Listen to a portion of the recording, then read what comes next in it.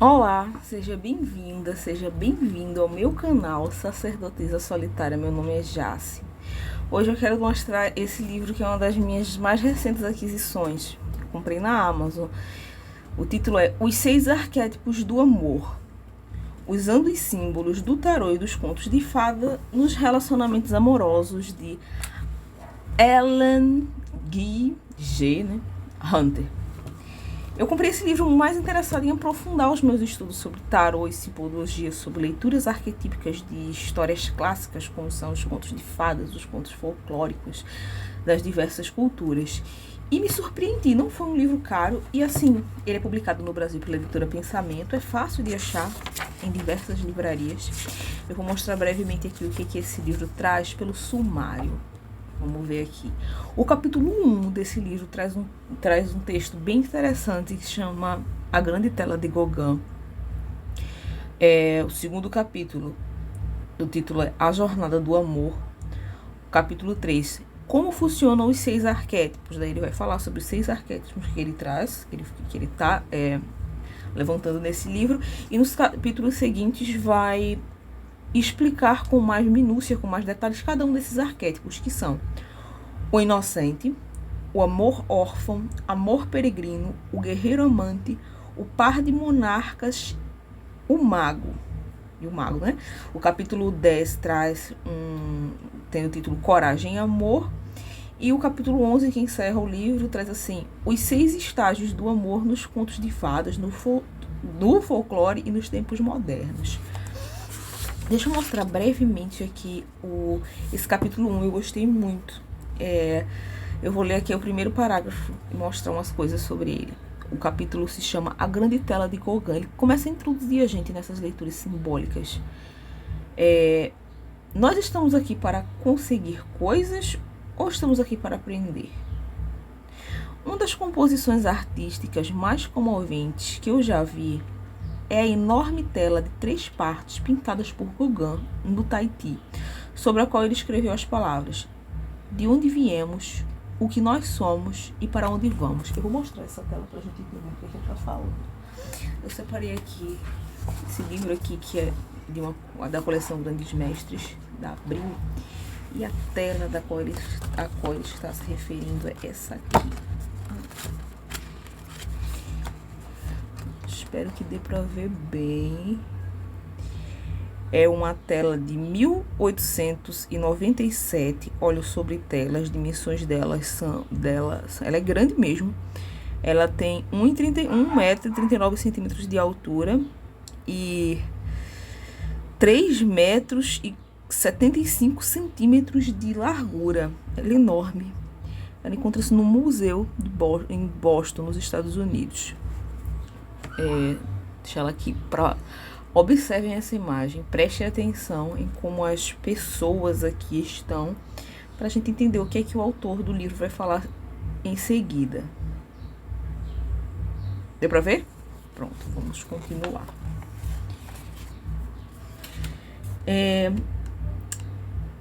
Ele faz assim: do Tahiti, sobre o qual ele escreveu as palavras: de onde viemos, o que somos e para onde vamos. Essas perguntas se tornam o título final da pintura. As figuras na tela não parecem especialmente interessadas em contemplar essas perguntas enquanto lidam com suas diversas tarefas. Talvez seja essa a questão. Nós vivemos, trabalhamos, rezamos ou não rezamos, meditamos, sonhamos exatamente como fazem as figuras na tela. E essas perguntas fazem parte do que somos. Elas não se encontram ali para nos deixar em pânico e nos fazer brigar por respostas. Nenhuma das figuras que Gauguin pintou parece desesperada. Vamos ver de novo a imagem?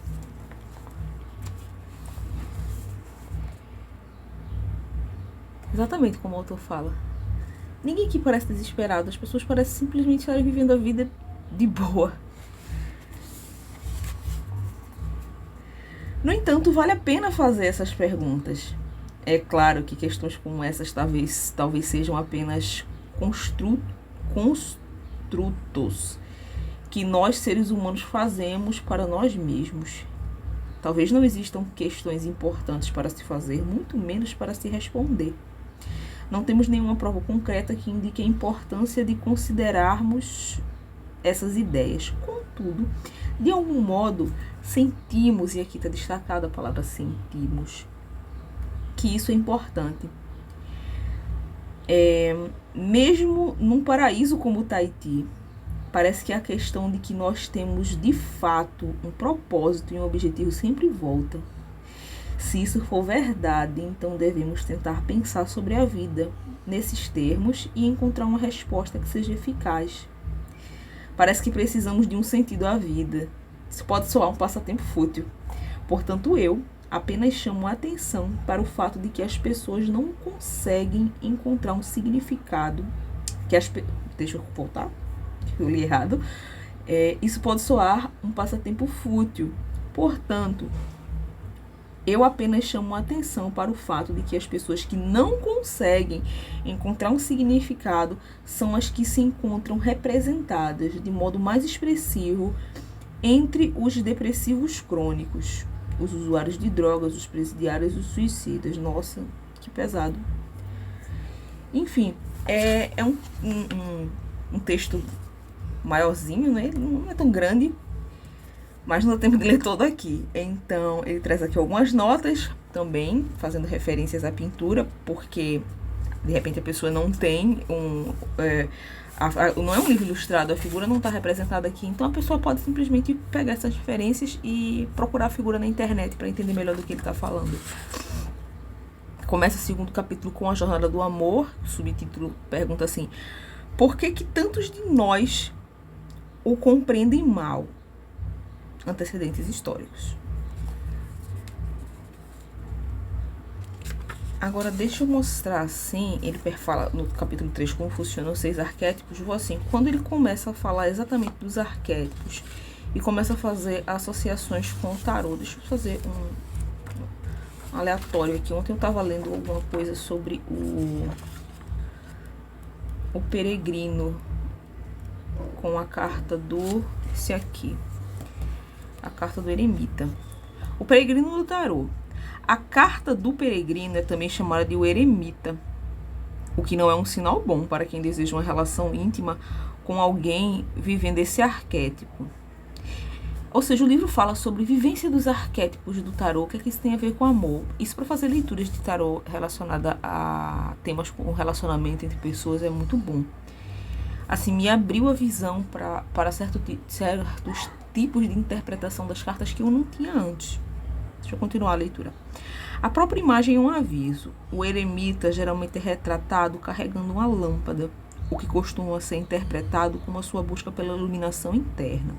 Ou podemos considerá-la como as limitações de caminharmos à noite, quando apenas conseguimos enxergar alguns passos à frente, que é uma outra imagem poderosa do modo de funcionar do peregrino, sem um plano desenvolvido a longo alcance. Às vezes, o eremita é retratado usando apenas um capuz e as vestes de um monge. E isso, como acontece com todos os detalhes do tarô, não é acidental. O eremita pode estar coberto, ocultando a sua identidade real. Pensa na Cinderela. E também limitado em sua capacidade de ver o quadro todo por não conseguir olhar para os lados com facilidade. Nossa, muito interessante, é muito bom.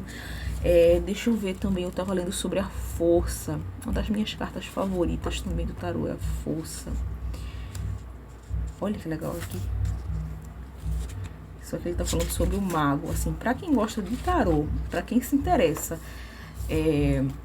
aprofundar estudos sobre tarô, fazer leituras sobre relacionamentos, que é um tipo de questão bem recorrente em quem procura leituras de tarô. Esse livro é um aprofundamento muito legal.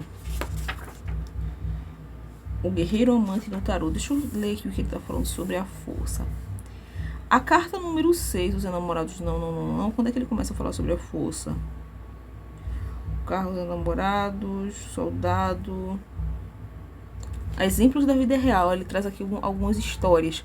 Os exemplos do guerreiro amante na vida real nem sempre são fáceis de localizar. Isso acontece porque as pessoas que atraem a atenção do público geralmente estão atravessando esse estágio, permanecendo aí apenas por um curto período de tempo, antes de se tornarem monarcas. É interessante, claro, pra gente entender do que ele tá falando, ler o livro na sequência, tudo certinho. Que ele tá falando sobre esse arquétipo aqui, o arquétipo do guerreiro amante. Cita Antígona, de Sófocles, Édipo Rei, né? Assim, é um livro que traz muita referência a histórias diversas da cultura, mitologia. E apesar de ser bem fininho, olha, deixa eu ver quantas páginas esse livro tem. 181. Traz muita informação boa que eu não encontrei em outros lugares, as informações que eu tenho aqui. Então ele acrescentou muito à minha biblioteca. Se você está interessado em comprar esse livro e veio procurar resenha para dar uma olhada melhor, olha, recomendo muito. É uma leitura muito interessante e acrescenta, sim, bastante às leituras. Não é, por exemplo, mais do mesmo, tá? É isso aí. Espero que esse vídeo tenha sido legal para você. Até o próximo. Tchau!